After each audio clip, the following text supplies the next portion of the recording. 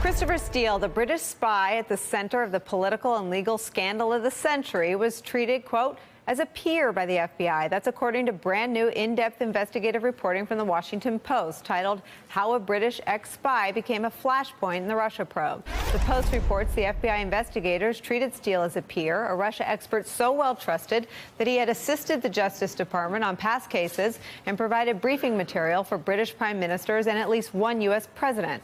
And this, in one of his first cases as a private consultant, Steele worked closely with the FBI in its investigation of corruption at FIFA, the powerful worldwide soccer governing body.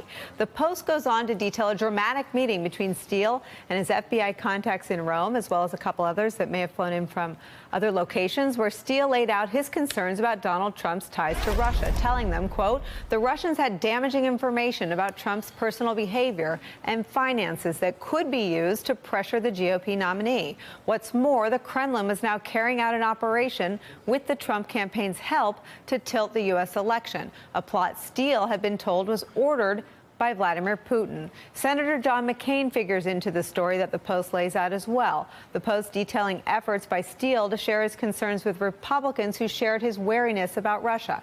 I call those the good old days. The piece reveals how a meeting was arranged with John McCain, who was, quote, visibly shocked by the allegations. Let's get to all of this with our panel. Joining us at the table is NBC's Ken Dilanian, Frank Figliuzzi, former FBI Assistant Director for Counterterrorism, now an MSNBC National Security Analyst. Nick, Jason, and Charlie are also still here. Let me start with you, Frank, and this idea of Christopher Steele sort of going about his life now in the private sector.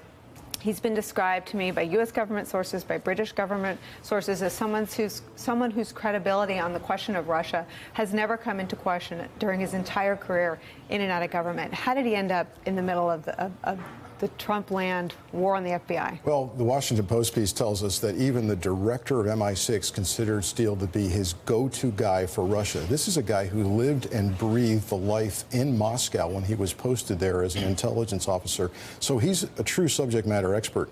What the story tells us is that he felt so compelled, as someone who understood how the Russian services work, about what he was hearing and learning about a presidential candidate for the United States, that he had to tell the FBI. So he went to his colleague in the FBI, former colleague that he had worked the FIFA soccer case on, and he told him what he knew out of a sense of expertise and a sense of loyalty to his ally, the United States. And there's some reporting in there, Ken, that should be disturbing to all Americans, regardless of, there's not much we agree on, but everyone should be concerned about irreparable harm potentially being done to our intelligence sharing relationships with everybody, but especially with the UK.